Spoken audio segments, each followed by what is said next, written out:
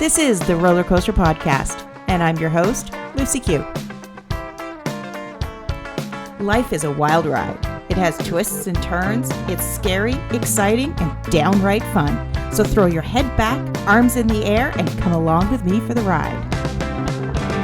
Life is like a roller coaster, baby, baby. I wanna ride. Okay, before we get started, check out nectargrowth.com. nectargrowth.com. It's free to join, but not for long. Nectar is an extension of the roller coaster. It's where you can start your own journey of self-exploration and growth. In Nectar, you'll find different topics of interest, daily blogs, affirmations, journal prompts, and you can connect with some of the fantastic coaches that have been on the roller coaster. Soon, we'll be adding videos, meditations, live discussions, and events. Our signature course is a journey of self-improvement, and it's valued at $397. But once you join, it's available to you at no cost. So if you're feeling stuck, if you feel like you need to change and not sure where to start with Nectar Growth Network. Come join us. You know you're worth it. Now, let's get on with today's show. Do you wake up each morning with a feeling of dread, heading off to a job that leaves you depleted, only to return home, 10 hours later, feeling exhausted, frustrated, and unhappy? You know that this is filtering down to how you show up. It affects your relationships and your health. But how do you move from a soul-sucking career and ignite your inner flame and recreate your career? Joining me today is Patricia Lindner, who's a human design specialist, to chat about how we can tap into our true potential. Hi, Patricia. Hello, Lucy. Nice to be here. It's such an honor to talk to you. Oh, it's my pleasure. It's my pleasure. And you're actually in Germany, aren't you? Yeah, I'm located in the southern part of Germany, and I'm happy to be connected with you. Awesome. Now, this is a topic that comes up time and time again. People are realizing that they're living their life on repeat. They know that what they're doing isn't making them happy, and they're searching for something different. Is this something that you've experienced? Yeah, sort of. So two thoughts come to my mind. I experienced exactly what you described. Really having a great job, having a nice house, everything is perfect and it looks perfect from the outside. You get up at the same time, you have this schedule that is always the same, and you have some tweaks and some changes every day, but it feels like there must be something else. And this is what happened to me when I don't want to use the word stuck, but sort of stuck in a career, because I liked the success I had, and people appreciated what I did, and I earned good money. And so I felt this way. This could not be it. And then I experienced something that is very related to what you said. I thought, now I'm going to change and I'm starting something new. So I made a pause to relax, and I stepped out of this job. And then I started over the same thing again. Can you believe that, Lucy? I did it again. So I started in a new field because I did all the things that helped me step out of my old job. And then I did it again. And I overworked. I overrode cycles. I felt drained, and it happened again. And this is so unbelievable. And I guess, and I hope I'm not alone, or I was not alone.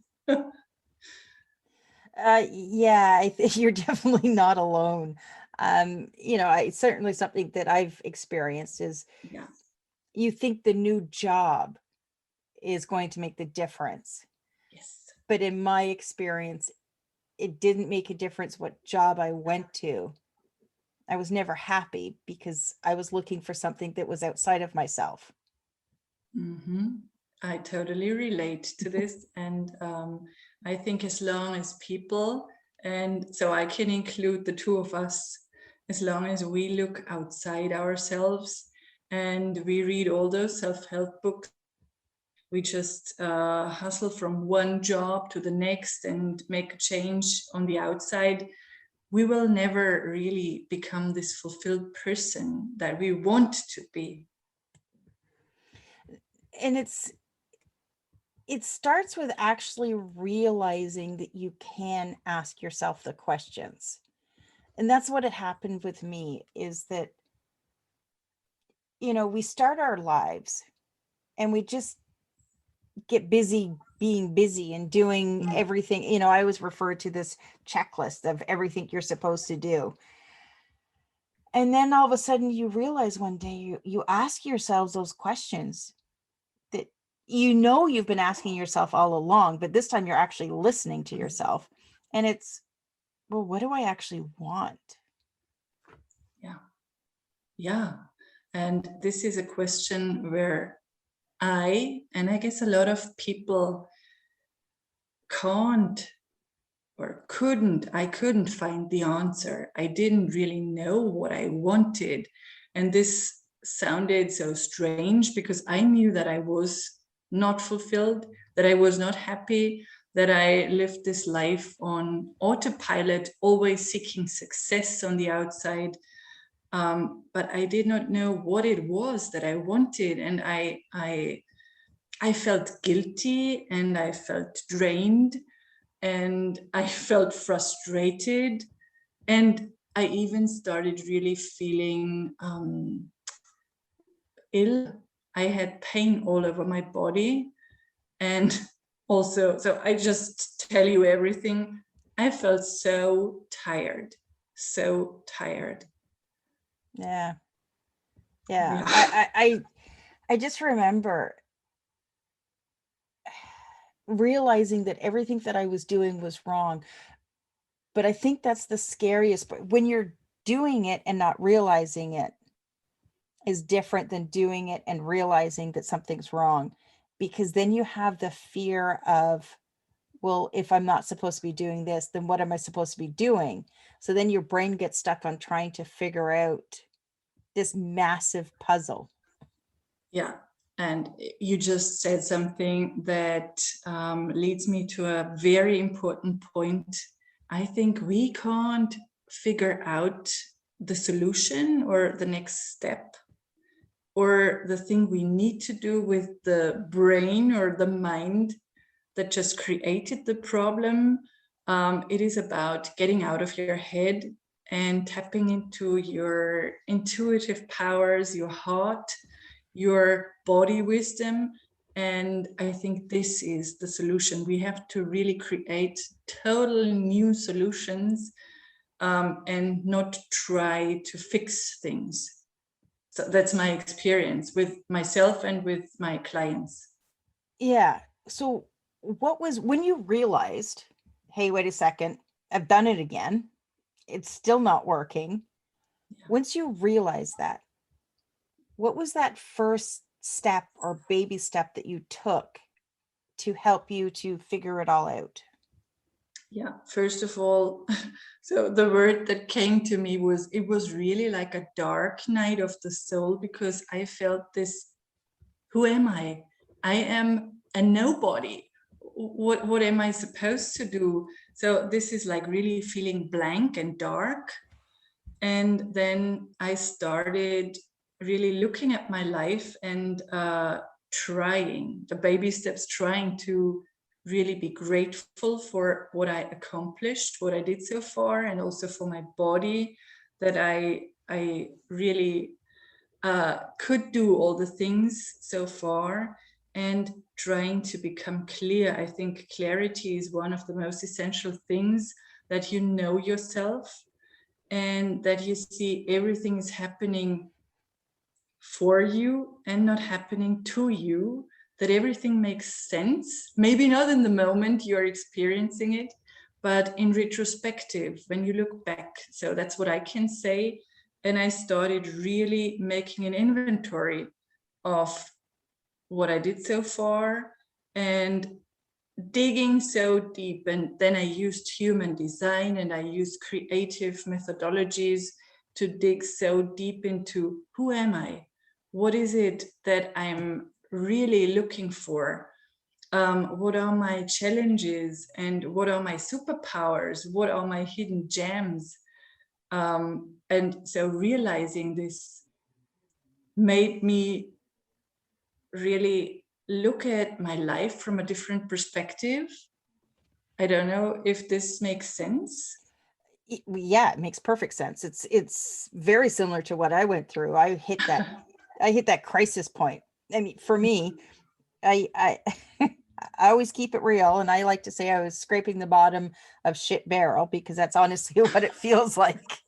Because you're just like, for the love of God, how did I end up here, and what do I do to get out? Yeah.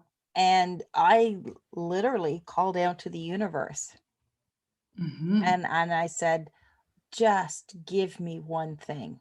What is the one little thing that I need to do right now to start to Yeah. create change?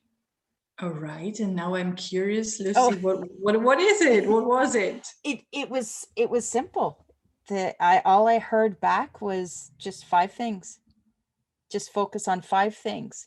So I started to think about, who did I want to be? Not necessarily who did I want to be in what I was doing, but as we said earlier, who was I, like the inner person? And, how did that person show up? How did that person have their relationships? Even what type of money did they make? What was but not just, I want to make $1 million, but why was making money important to me? And really sort of diving into that. So I actually ended up creating a very specific journal practice that I started that day. And that was almost 5 years ago. And Mm-hmm. I've just, it's the one thing that I do live on repeat with, and that's my morning routine. Yeah, but Because, this routines are great. and it's funny because I knew I was in the wrong place, but I couldn't tell you what I wanted to do or who I couldn't figure any of that out. I just focused on, okay, who do you want to be? Yeah. And it was through that I started podcasting. And it was through that led me into, launching another business. So I think the mistake is, once you realize I don't want to be doing this anymore, is to focus on, I got to figure out what it is I do want to do. Mm-hmm. But in my Yeah. experience is, you have to understand who you are. And I think that's what you were getting at before Yeah. with, what's my superpower? What are my hidden Yeah. gems? Who am I? And that's, and I talk to people, I'm like, why are we not doing this in school? Yeah. And so Why? this would save us so much time to really know who we are, trust who we are, and be proud of who we are, this individual, and not like the collective wants us to be. And education makes something out of us. And I really had to work, quite a while on all the false narrative that I took on in my childhood.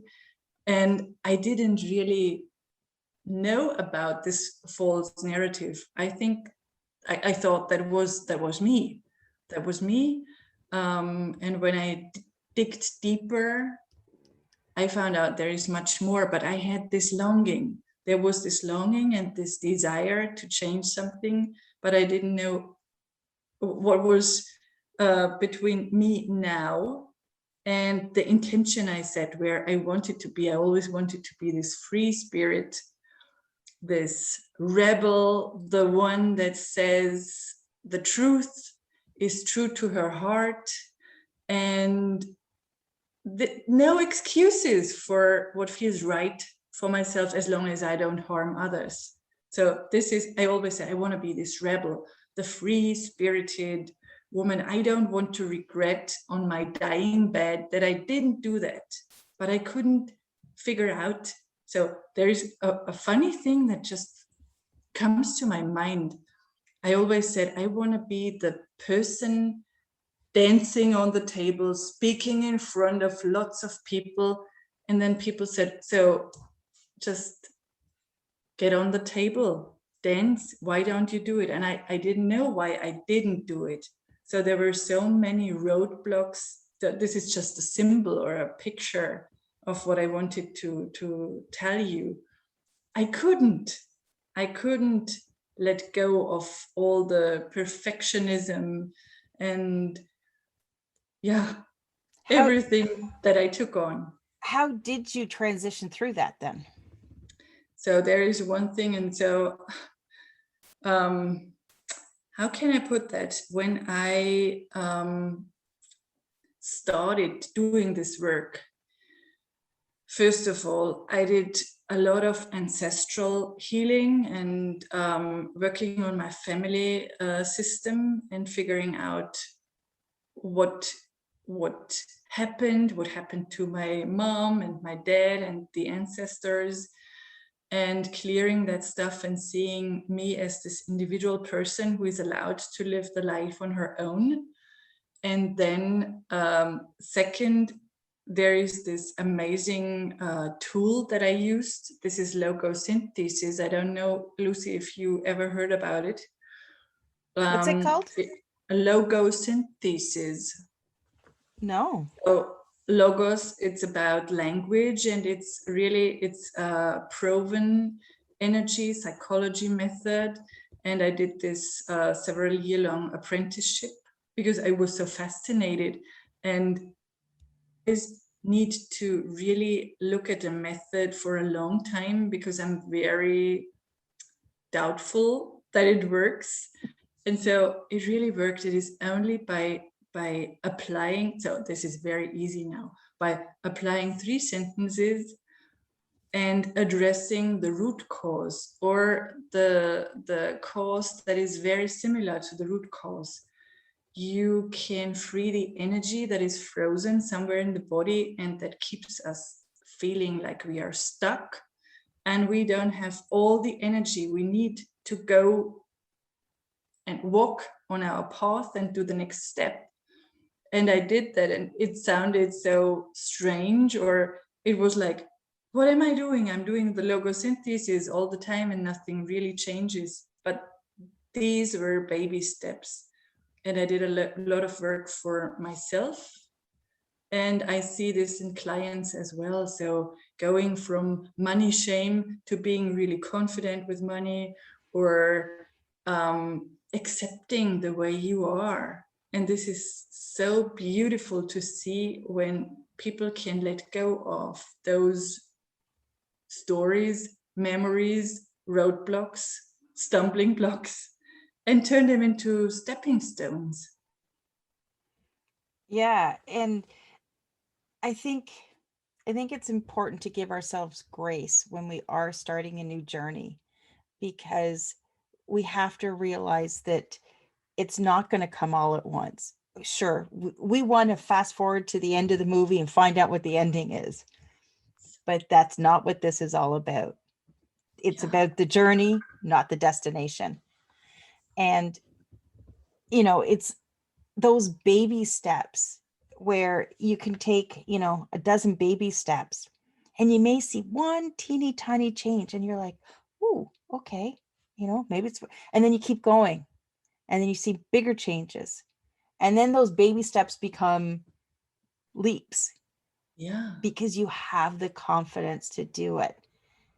And I think you kind of go from baby steps, and you do enough baby steps, and then you went, wait a second, that wasn't so bad. I can do this. And then you take like a leap, and you're like, oh, I didn't die.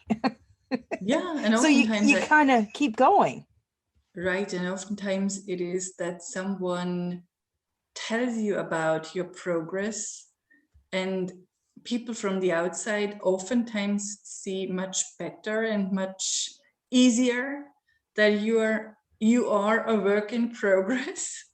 and that you are doing so well and you don't recognize it. That's what, at least that's what is true for myself.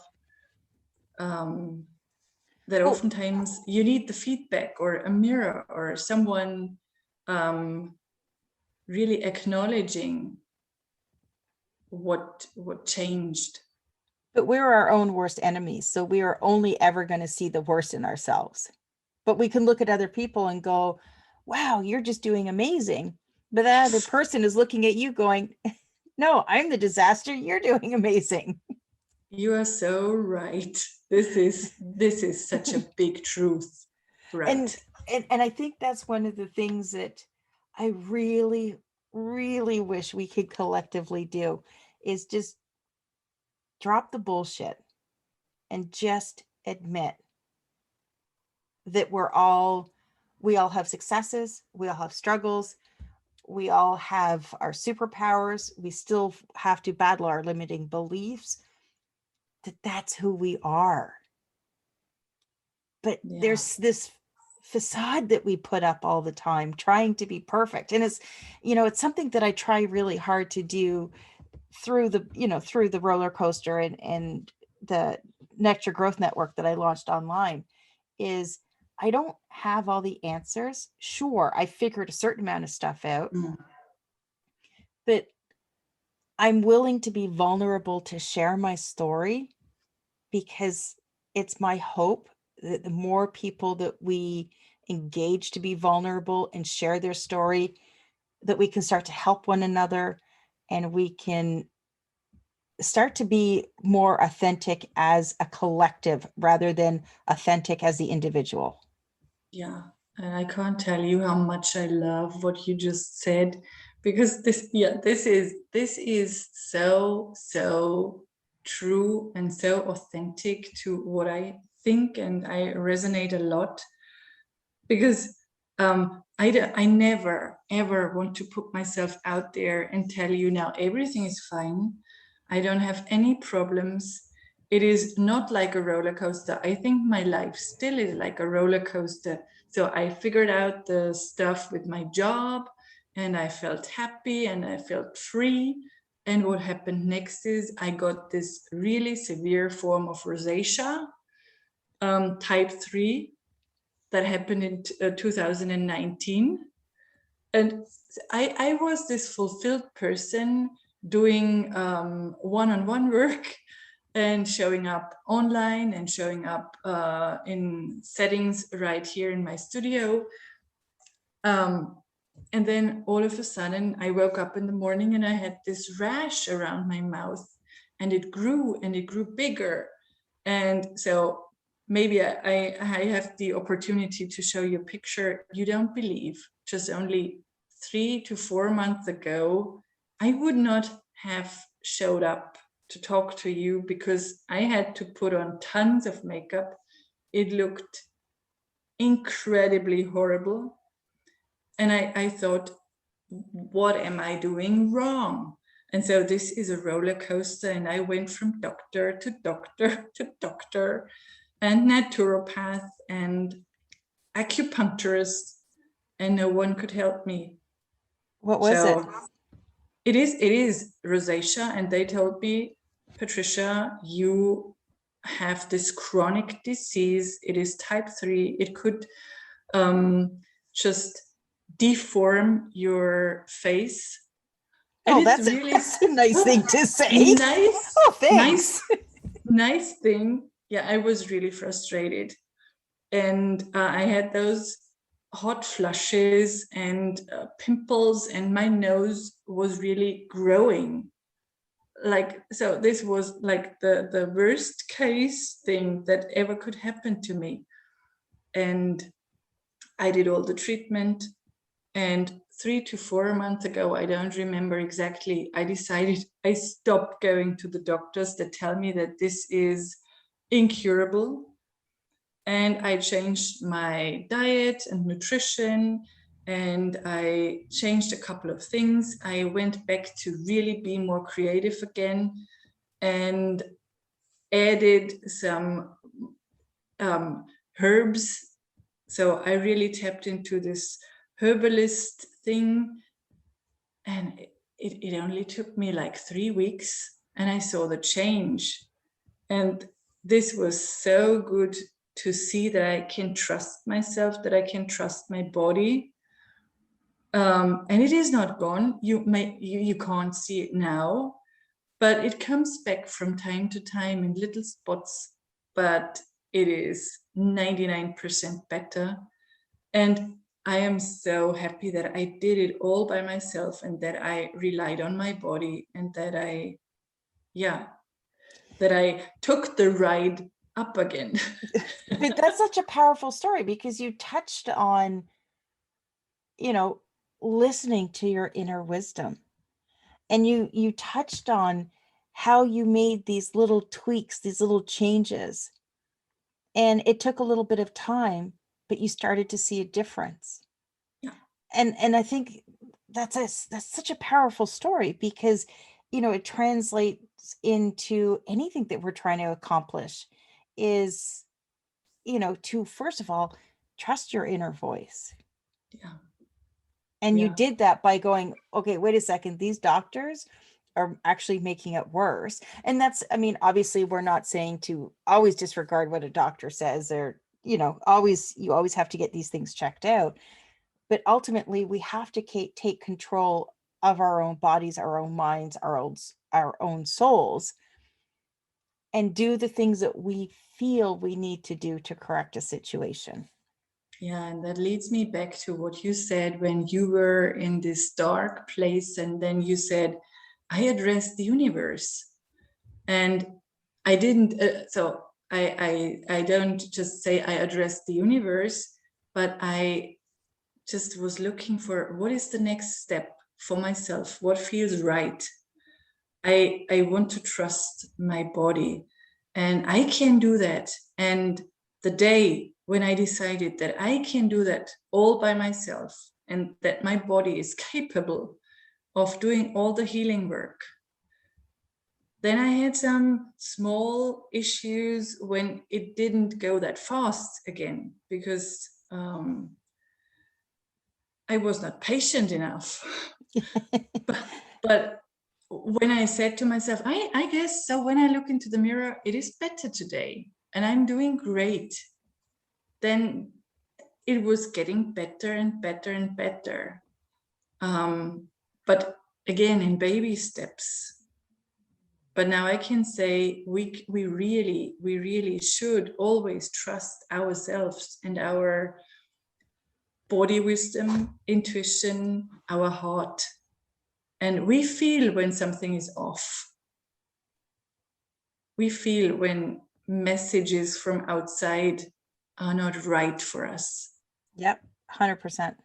Yeah. And it may not be popular what you're choosing to do because it goes against what society wants you to do. Yeah. And, that goes back to being that rebel. Yeah. Sometimes you just have to embrace your inner rebel and just, take the leap of faith that, your inner voice is guiding you for what is best for you. Yeah, exactly. Now, how do you work with people? How do you help people now? So at the moment, remotely. And I work one-on-one mainly. And the work I enjoy most is when people work over a certain period of time with me, because as we just said, it is nice to just do a tiny little baby step, but working with people over a period of 3 months is something that really can help them get a bigger change in their lives. And so that's what I prefer and what most of my clients prefer. I do one-on-one sessions that are just single sessions on human design, chart readings. But I love the long-term relationship much better. And just a couple of weeks ago, I decided to host a retreat in 2022. And hopefully we are allowed Yeah. to Where's do the retreat so. going to be? Either in Europe, or I have this rebel and free spirit thought of really going to a colorful place. And what came to my mind was Guadeloupe. So just don't call me crazy, but this is what it has, this shape of a butterfly when you look at Guadeloupe. I never visited it before, and I thought it is like metamorphosis. And going on an island that looks like a butterfly would be amazing.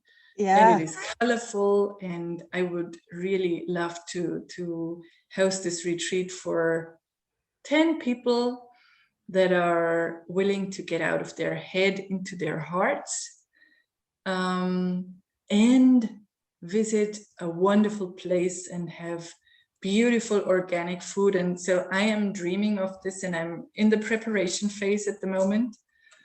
And so at the moment, one-on-one, yeah. And you mentioned that you do a human design chart. What is that? Yeah.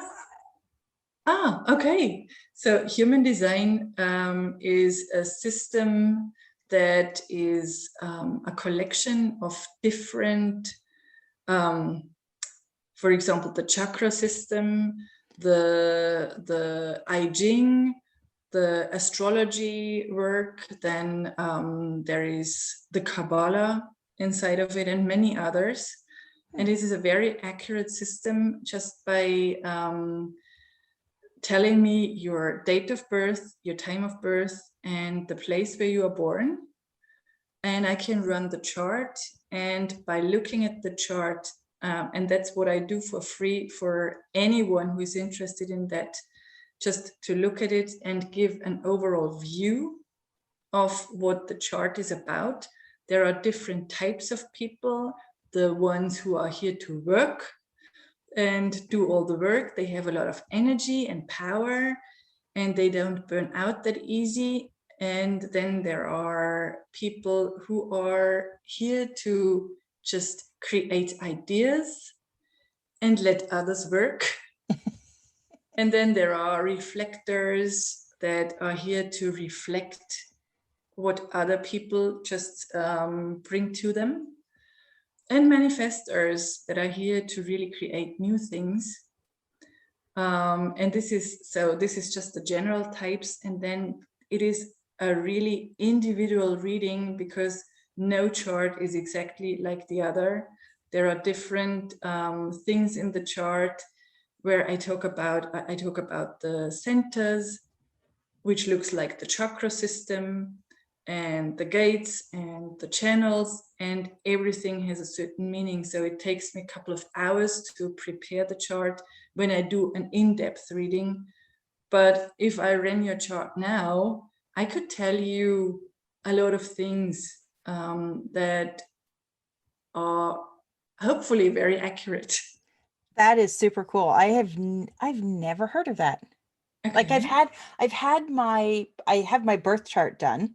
Mm-hmm. And then because I work with she's a psychological astrologer in Spain, and she did my birth chart, and then on my birthday in May she did my sun chart for the next year.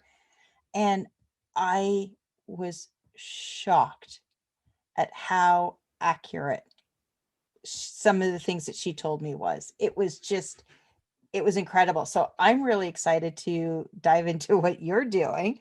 And I'm sure people listening are interested as well. So where's the best place for people to connect with you?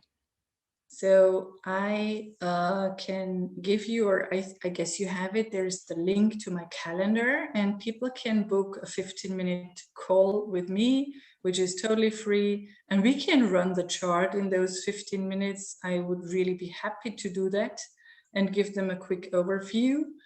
And another place to find more out about what I do is my website, which is still the old one. I'm revamping it, but people can find me under www.patricialindner.com. And I pronounced it like Lindner because it is so hard. There are two N's in my name.